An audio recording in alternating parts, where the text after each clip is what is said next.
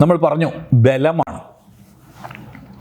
നമ്മുടെ ലക്ഷ്യത്തിന് അനുഗുണമായവരോട്, അതായത് പ്രചോദനം നൽകുന്നവരോ സഹായം ചെയ്യാൻ സാധിക്കുന്നവരോ ആയവരോട് നമ്മൾ കൂട്ടുകൂടുക.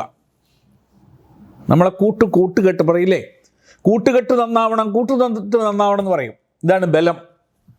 വേദം പറയുന്നത് ഈ ബലം വേണമെന്നാണ്. നമ്മുടെ ലക്ഷ്യത്തിന് നമുക്കൊരു ലക്ഷ്യം ഉണ്ടാവണം. ആ ലക്ഷ്യമാണ് നമ്മുടെ യജ്ഞം എന്ന് പറയുന്നത്.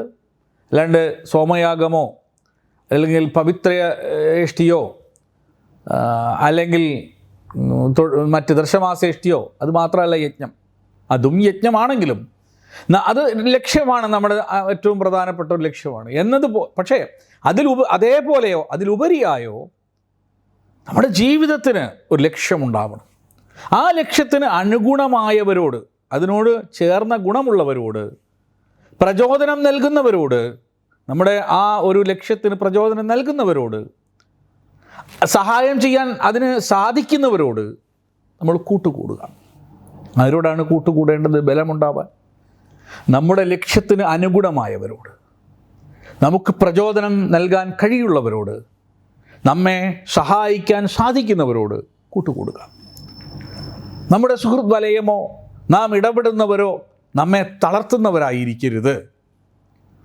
അത്തരക്കാരെ ഉപേക്ഷിച്ച് നമ്മുടെ യജ്ഞത്തിന് കരുത്തു പകരുന്നവരെ കണ്ടെത്തി അവരുമായുള്ള ബന്ധം നമ്മൾ ഊട്ടിയുറപ്പിക്കണം.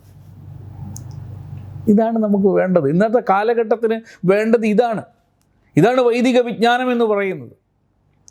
യജ്ഞം വേണം, ബലം വേണം. പ്രചോദനം നൽകുന്നവരോ സഹായം ചെയ്യാൻ സാധിക്കുന്നവരോ ആയവരോട് മാത്രം കൂട്ടുകൂടുക. കുട്ടികളെ പഠിപ്പിക്കണം. എല്ലാ വേലി തന്നെ വിളവ് തിന്നുന്നവരാവരുത്. നമ്മൾ തന്നെ അങ്ങനെ ആയാൽ പിന്നെ കുട്ടികൾ എന്ത് ചെയ്യും? നമ്മുടെ സുഹൃത്ത് വലയമോ നമ്മൾ ഇടപെടുന്നവരോ നമ്മെ തളർത്തുന്നവരല്ല എന്ന് ഉറപ്പിക്കണം. അങ്ങനെയുള്ള ആരെങ്കിലും ഉണ്ടെങ്കിൽ, നമ്മുടെ തോളിൽ നിന്ന് ചെവി തിന്നുന്നവരുണ്ടെങ്കിൽ അവർ ഉപേക്ഷിക്കണമെന്നാണ് വേദം പറയുന്നത്. നമ്മുടെ യജ്ഞത്തിന് കരുത്ത് നൽകുന്നവരെ കണ്ടെത്തി അവരുമായുള്ള ബന്ധം പുനഃസ്ഥാപിക്കുമ്പോഴാണ് നമുക്ക് ബലമുണ്ടാകുന്നത്. Brought you by Kerala AIDS control society.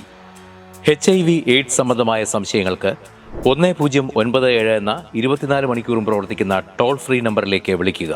വാട്സാപ്പിലും ഫേസ്ബുക്കിലും ഒക്കെ സ്റ്റാറ്റസ് അപ്ഡേറ്റ് ചെയ്യാറുണ്ടല്ലോ. HIV സ്റ്റാറ്റസോ HIV പിടിപെടാനുള്ള സാഹചര്യങ്ങളിൽ കൂടി അറിഞ്ഞോ അറിയാതെയോ കടന്നു പോയിട്ടുണ്ടാവാം. എന്ത് തന്നെയായാലും മുൻകൂട്ടി പരിശോധിച്ച് HIV സ്റ്റാറ്റസ് അറിയൂ.